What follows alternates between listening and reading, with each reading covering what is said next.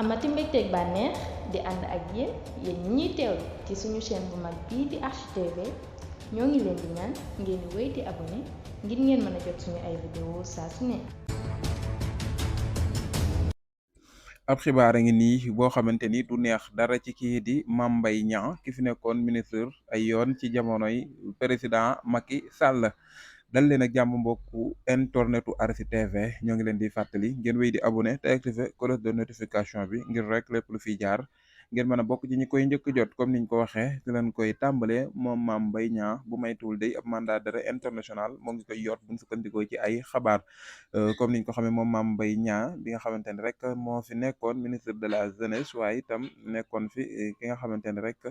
moo di ministre du tourisme ci jamono yi kii di président Macky Sall ginnaaw bi nga xamante ne rek ay tuuma toppoon na ko ci lu ñeel mbirum Prodac lu toll ci 29 milliards moom Mame Mbaye Niang loolee sax waraloon na mu demoon fi ak ilimaanu jëwriñ bii di Ousmane Sonko ci yoon ba loolee sax mën nañu wax ni moom moo tere kii di Ousmane Sonko nekk candidat buñ sukkandikoo ci ay xabaar moom Mame Mbaye Niang moo mais day ab mandat d'arrêt international moo ngi koy yoot waaye itam lii di nguuru Sénégal dal di saisir ay bien om maanaam lépp loo xamante ne rek moomeelam la nguur bi dal di ci teg loxo li ko waral nag mooy moom Mame Mbaye Niang bañ bi nga xamante ne rek bañ na ko bu dukkandikoo ci xibaar ngir dellu si ci réewum Sénégal maanaam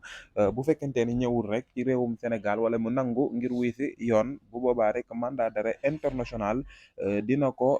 dal ci kawam moom kii di Mame Mbaye Niang waaye itam ñu dal di saisir li nga xamante ne rek ay moomeelam la état bu Sénégal dal di ci teg loxo comme niñ ko waxee rek muy ay dossier yoo xamante ne rek daf ko épinglé woon moom kii di Mame Mbaye Niang li ci gën a siiw rek ñuy Prodac bi nga xamante ni moom la ñuy wax mu toll ci 29 milliards yi nga xamante ne rek moom kii di Ousmane Sonko ginnaaw bi nga xamante ni waxoon na ko ci ab conférence de presse waral kii di Mame Mbaye Niang génnoon ni ko rapport amul ba loolee waral mu dem ak moom ci yoon ba loolee moo tere kii di Ousmane Sonko nekkoon candidat ci élection présidentielle atum 2024 ci ginnaaw ba sax moom kii di Mame Mbaye Niang mu mujj confirmer ni kat rapport am na niki noone lañ gisa kii di Ousmane Sonko ci janoo bi nga xamante ne rek lii di jeunesse patriotique di Sénégal amoon na ko ci Grand Théâtre moo xam ne ni kat rapport biñ ma doon nëbb ba ni amul mu ngi ci sama kaw taabal kon moom Mame Mbaye Niang mandat d'arrêt international moo ngi koy yot